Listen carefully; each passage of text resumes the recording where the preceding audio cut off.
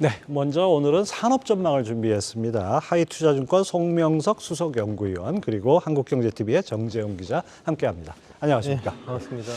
자, 오늘 산업 전망에서 무엇보다 이제 내년 반도체 전망을 짚어보려고 하는데요. 윤석열 대통령이 지금 네덜란드 방문 중이죠. 또한 그 양국 반도체 협력 강화를 위해서 ASML을 방문한다는 소식이 또 관심을 끌고 있습니다.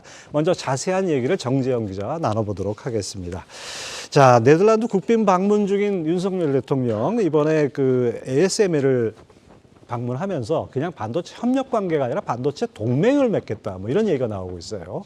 그렇습니다. 이제 오늘 저녁 우리 시간으로 한 저녁쯤에 이제 ASML을 방문할 것으로 보이는데요.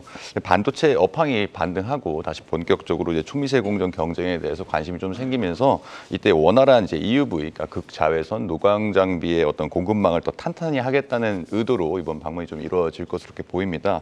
윤 대통령과 이재용 그리고 최태원 회장이 이제 빌럼 알렉산더르 네덜란드 국왕과 그리고 피터 베닝크 ASML 회장과 이제 ASML 핵심 시설인 이제 클립룸을 방문할 것으로 예정이 돼 있습니다. 또 다음 날에는 이제 마르크 류터 네덜란드 총리와 정상회담을 통해 말씀하신 것처럼 반도체 동맹 강화를 논의할 예정입니다. 이제 극자외선 노광 장비 같은 경우에는 이제 7나노 이하 초미세 공정에 주로 활용이 되는데요. 현재 삼성전자와 TSMC, 인텔까지 시스템 반도체 파운드리 초미세 경쟁을 펼치고 있잖아요. 삼성전자가 이제 지난해 6월에 이제 GAA 방식의 3나노 공정 양산을 처음 시작한 이후에 TSMC도 따라 붙은 상황이고, 또 두 업체 모두 2025년에 이제 2나노 양산을 하고 이후에 1.4나노 이하 로드맵을 또 갖고 있습니다. 또 인텔은 또 경쟁적으로 이보다 앞서서 1.8나노 양산까지 좀 계획을 하고 있습니다. ASML이 올해 이제 EUV 최신 장비를 3분기까지 한 40대 정도 만들었습니다. 4분기에 한 10여 대가 더 추가로 생산이 될 예정인데 수량이 정말 안 되잖아요. 그러니까 해당 장비 수급이 막히면 이제 반도체 기술 개발에 대한 로드맵도 지연이 되는 것이기 때문에 안정적인 공급망 협력이 이번 방문에서 좀 중점적으로 논의가 될 예정입니다. 네, 대통령 국빈 방문에 이재용 삼성 회장하고 SK의 최태원 회장이 동행한 이유가 딱 이해가 됩니다. 자, 비메모리 시스템 반도체뿐만이 아니고 메모리에도 이 EUV 노광 장비를 이 공정을 도입한다 이런 얘기가 있던데요. 그렇습니다. 아직 디램 같은 경우에는 10나노 이하까지는 내려가지 않았습니다만 현재 삼성전자와 SK 하이닉스가 첨단 디램 생산에 이제 EUV 공정을 일부 이제 도입을 해서 생산을 하고 있습니다. 삼성전자 같은 경우에는 10나노 3세대 디램에 SK 하이닉스 역시 10나노 4세대 모바일 디램의 EUV 공정을 좀 활용하고 있습니다. 공정이 미세화된다는 건 이제 한 웨이퍼당 더 많은 양의 이제 디램을 생산할 수 있기 때문에 예를 들어서 4세대는 3세대보다 25% 수량을 확보할 수 있게 되는 거죠.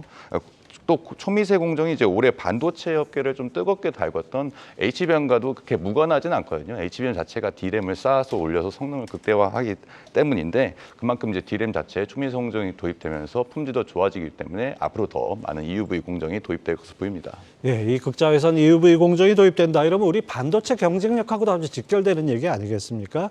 이 관련해서 이제 이 차세대 장비 공급도 확보 경쟁이 붙었다고요? 그렇습니다. 이제 삼성전자와 SK 하이닉스가 이제 시스템 반도체와 또 메모리 반도체 기술 발전을 위해서 ASML의 이제 차세대 하이 NA EUV 장비를 이제 활용할 계획을 가지고 있습니다. 현재 EUV 장비 한 대가 한 3천억 원 가까이 된다고 하는데 이 최신 장비는 이거보다 한 2배 정도 더 비싸다고 알려져 있거든요. 현재 이제 TSMC와 인텔이 경쟁적으로 도입을 좀 하고 있는 그런 상황입니다. 이재용 삼성전자 회장 역시 이제 지난해 네덜란드 ASML을 방문해서 해당 최신 장비의 납품 계약을 좀 따낸 것으로 현재는 좀 알려져 있거든요. 그렇습니다. 예.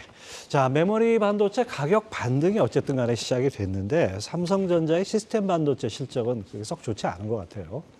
그렇습니다. 이제 메모리 업황 부진과 함께 시스템 반도체도 좀 부진에 빠져서 올해 성적은 여전히 좋지 않았습니다. 증권가 좀 분석을 좀 따르면은 올해 삼성전자의 시스템 LSI와 이제 파운드리 사업을 합한 비메모리 반도체 같은 경우에는 한 1조 7천억 원 정도의 올해 이제 적자를 볼 것으로 추정이 되는데 전체 이제 반도체 적자 추정치가 한 13조 원에 비하면은 그렇게 많은 수준은 아니지만 부진한 성적표인 것은 맞습니다. 삼성전자가 이제 곧 연내에 이제 미국 텍사스주에 위치한 테일러 공장을 완공을 하고 내년 하반기부터 이제 본격적인 양산을 시작할 예정이거든요.